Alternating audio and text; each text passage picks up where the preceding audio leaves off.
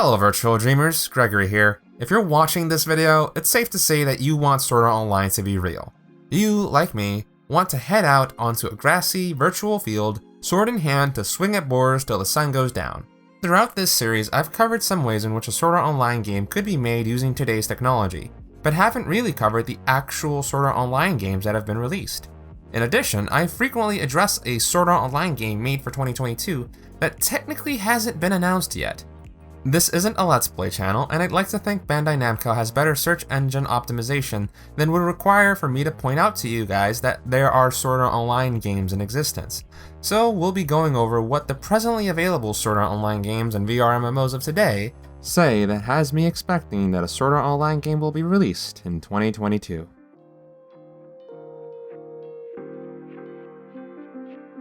The first Sword Art Online game, Sword Art Online Infinity Moment, was released in 2013 for the PSP.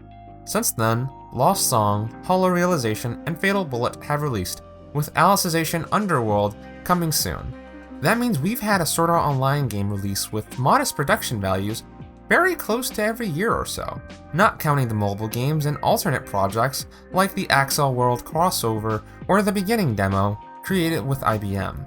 My point is that Sword Art Online has been getting games regularly since the anime was released in 2012. With the Underworld War arc releasing in fall of 2019, books still being smash hits regularly, and the merchandise selling very well, it's safe to assume that even if the current virtual reality technology we have didn't exist, the games would still regularly be releasing over the next few years.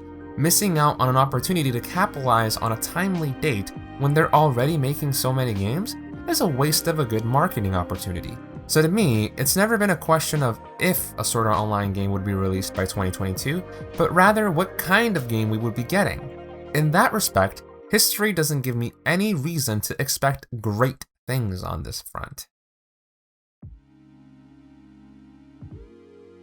If you've played the Sword Art Online games that have released recently, you'll know that they aren't the most technically impressive games available on their respective hardware platforms.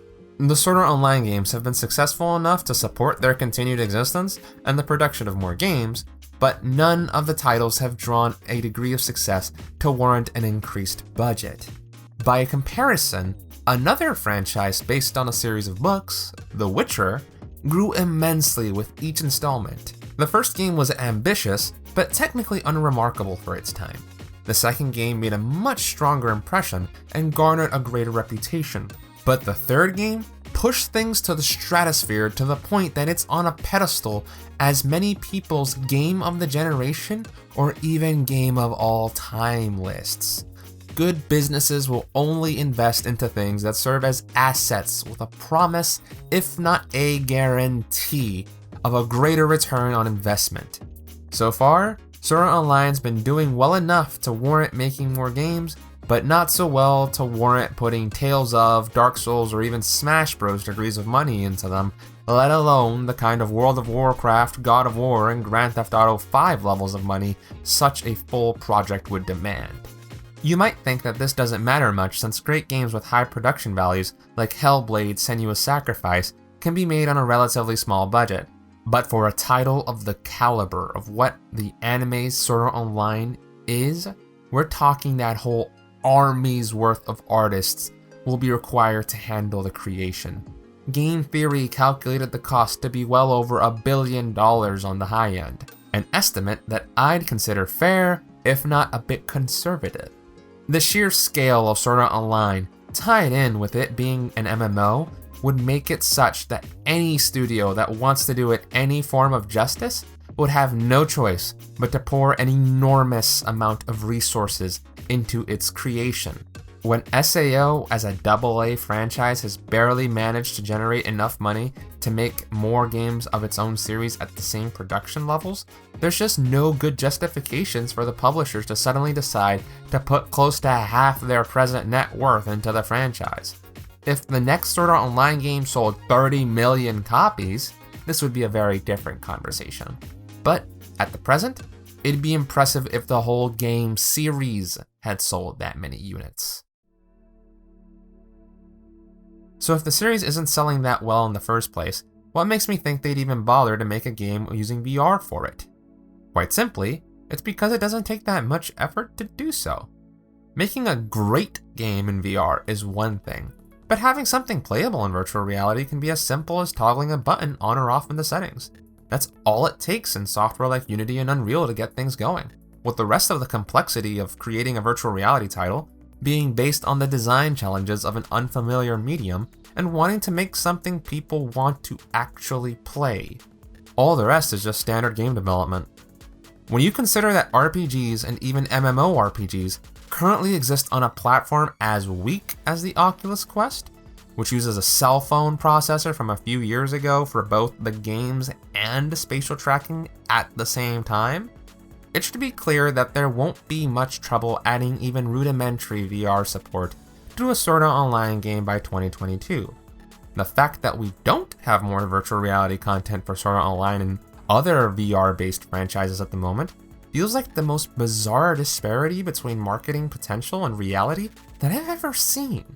Franchises that have had nothing to do with virtual reality are getting adaptations and software developed for them, while franchises like .hack that are entirely based on the medium are left out to dry.